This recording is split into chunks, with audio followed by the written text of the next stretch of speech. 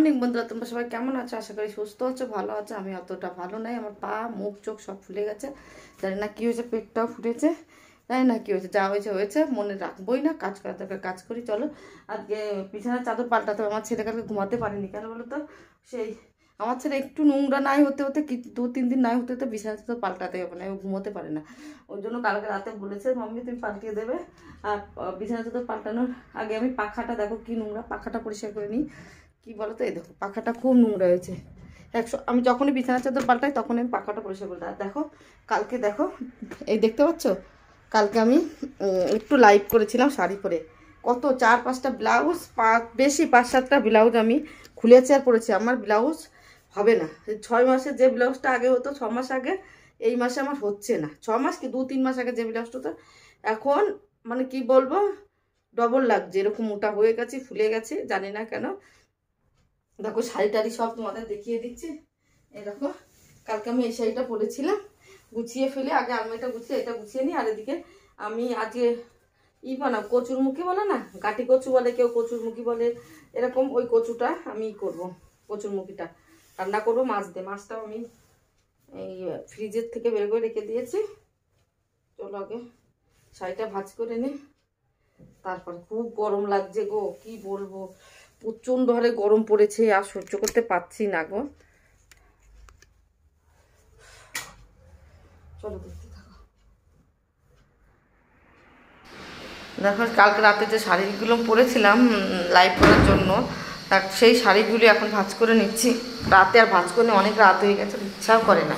যখন আমার ইচ্ছা করে কাজ করে, যখন ইচ্ছা করে ফেলে রেখে দিই, যে যা বলে বলুক ভাই। দেখো শাড়িটা ভাঁজ করছে। আর ব্লাউজ দেখো কটা ব্লাউজ করেছিলাম, নিচে ফেলে দিয়েছিলাম, সেই ব্লাউজগুলো গুছিয়ে নেবো। আর দেখো এই আমার সে ওষুধ ডাক্তারের ডায়েরিটা দেখছি, যে ডাক্তার দেখতে যেতে হবে, বাইরে বের করে রাখি। আর দেখো আমি তো একটা ব্যাগে করে করে রেখে দিই ভালো জিনিসগুলো, ব্লাউজগুলো আলাদা রেখে দিই, যেন খুঁজতে সুবিধা হয়। এইসব ব্লাউজ আর কাজের নাই, সেই সেলাই করতে হবে, তারপরে পরতে হবে। এত পাতলা হয়ে গেছে, ওই জন্য আমি মশা হয়ে যাচ্ছি, তোমরা দেখতে পাচ্ছ না, একদম পাটকাঠি হয়ে যাচ্ছি না খেতে পেরে। তোমরা একটু খেতে দেবে আমাকে। শালা মোষ হয়ে যাচ্ছে, মাস। আমার ছেলে সবসময় কয়, মা তুমি তো ফিটে যাবে। আমি সত্যি কবে ফিটে, 2 ঘন্টা হয়ে যাব। এত মোটা ছিল আমার পাড়া, মানে পাশের সবাই বলে, তুই কি মোটা হয়ে যাচ্ছিস রে সোনুর মাম্মি, সোনুর মাম্মি। দেখো আমি শাড়িগুলো তোমাদের দেখি। ওইখানে 4টে শাড়ি আছে, এগুলো আমার তাঁতের শাড়ির কালেকশন দেখাবো।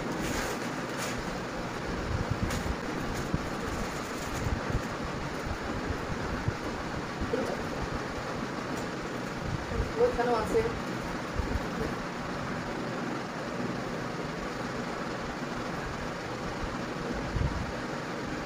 আমি কিছু শাড়ি তোমাদের দেখালাম, মানে 8-10টা শাড়ি মানে বেরো করেছিলাম, কোনটা পরবো ভেবেছি, ব্লাউজ কুস্তুতে সব শাড়ি বেরো করেছি, সেটাই তোমাদের দেখাচ্ছিলাম। এর মধ্যেও দেখো শাড়ি আছে, ওই দেখো এর মধ্যেও শাড়ি তোমাদের দেখে দিচ্ছি, দেখেছো? সবগুলোর মধ্যে মোটামুটি আমি শাড়ি পরি না, মোটামুটি শাড়ি আছে। কিন্তু আমি এখন ভাবছি আমি তাঁতের শাড়ি আমি পরতে পারি না একা একা। এদের যে পিছলে টাইপের শাড়ি পরে না, ওই শাড়িগুলো আমি কিনবো, দেখছি।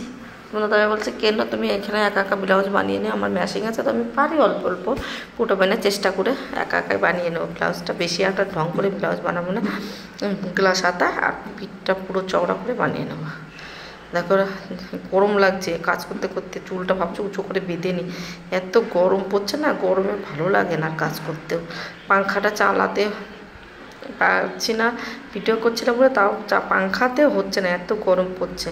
দেখো এবার আমি বিছানা চাদরটা পাল্টিয়ে নেবো ভাবছি।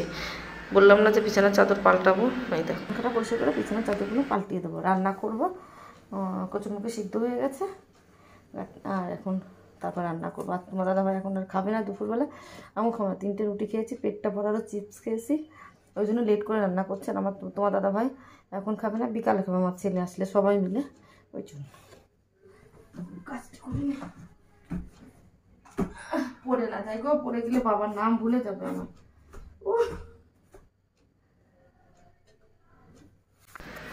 দেখো আমি পাংখাটা পরিষ্কার করে নিচ্ছি। পাংখাটা কী বলবে, এই ঘরটা একটা ঘরের পাংখায় নোংরাই, কিন্তু পাশের যে কটা ঘর আছে আমার একটাও নোংরাই নেই। এই পাংখাটাই চলে, পাশের কোনো ঘর বেশি একটা পাংখা চলে না। আর সাইডে প্লাস্টার হচ্ছে, সেই কতদিন আগে কাজটা বন্ধ ছিল, ওদের 2 মাস মতো কাজ বন্ধ হয়ে আবার চালু হয়েছে। সেই আবার ধুলো বালি বারান্দায় তো আমাদের যাওয়াই যায় না, কি বলবো। তোমার দাদাভাই একটু আগে ঘুম থেকে উঠে আগে পা দেবে বারান্দায়, পা দিতে পারবে না, আগে ছাদ দিতে হবে। দেখি তোমার দাদাভাই ছাদ দিচ্ছে, জল চালাতেছে। চলো ছাদে, দাদা আলমারির উপরে সেদিনও পরিষ্কার করেছে, আবার ধুলো হয়ে গেছে। আবার দেখো আলমারিটার উপরটাও আমি ঝেড়ে নিয়েছি। এবার দেখো টেবিলটার মধ্যে টেবিলটা পরিষ্কার করে দিচ্ছি।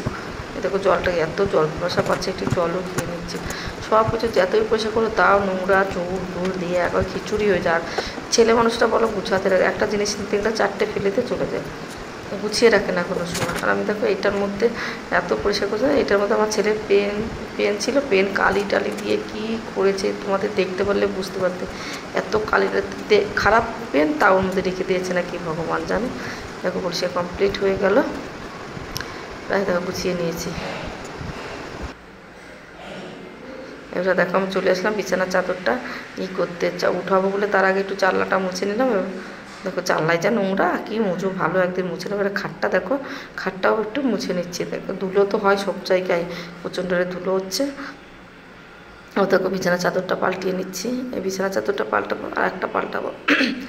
এডিট করছি তখন গলার মধ্যে কেমন লাগছে। বিছানা চাদর পাল্টিয়ে একবারে বিছানার চাদরটা পেতে দিচ্ছি। আবার পরে তোমার দাদাভাই আবার চলে আসবে, তো তোমার দাদাভাই এসে আবার দেখবে, এই জন্য একবারে পাল্টিয়ে দিচ্ছি। পাল্টিতে বিছানা চাদরটা করলাম, পেতে নিলাম। আর দেখো আমার নাইটিটা এমনভাবে ছিঁড়েছে কি বলবো তোমাদের, সেই এরকম বসেছে, সেই ফাট করে ছিঁড়ে গেছে। আর গরমে ঘেমে ঘেমে না এই নাইটি ফাইটি সব পচে যাচ্ছে, এরকম ঘামছে। কী হবে সবসময় ভিজা থাকলে। দেখো একটু টাইট করে দিয়েছি তো, একটু পরে ঢিলা হয়ে যাবে, ওই জন্য। দেখো বন্ধুরা আমার নাইটিটা কীভাবে ফেসে গেল, কি বলবো তোমাদের। আর এই দেখো ফেসে গেছে নতুন নাইটি, গরমে ঘেমে ঘেমে এরকম হয়েছে। আর ওইখানে এরকম বেশি চাপ লেগেছে, বেশি ফেসে গেছে গো। নাইটিটা পাল্টাতে হলো না, নাইটিটা ছিঁড়ে গেছে। দেখো নাইটিটা পাল্টিয়ে নিলাম, লালটা পরে নিয়েছি।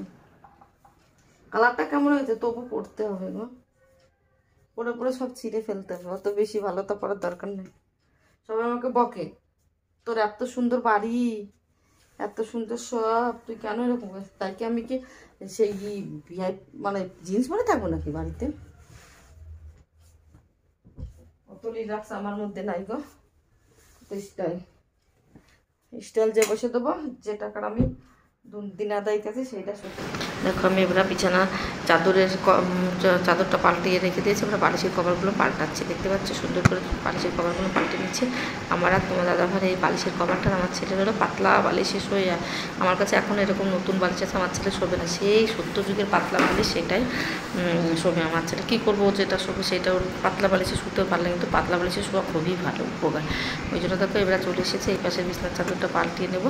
বিছানার চাদরটা উঠিয়ে নিয়েছে, ওরা বিছানার চাদরটা পাল্টাবো। দেখো এটা তোমার দাদাভাই ঘুমোয় এই ছোটো চৌকিটায়, আর আমি আর আমার ছেলে বড়ো খাটটাই লাগে না। আমাদের দুজন দু সাইডে শুই, 3 জনের ওই খাটে আমরা এখন শুতেই পারি না, মাঝখানে চেপকে যায়, আমার মাঝখানে দেয়, তো আমি বলছি আমি শোবো না। দেখো পাশে কী নোংরা ছিল, ছাদ দিয়ে নিয়েছি, ওটা বিছানার চাদরটা ঠিক করলাম, ওটা রেখে দিই সাইডে।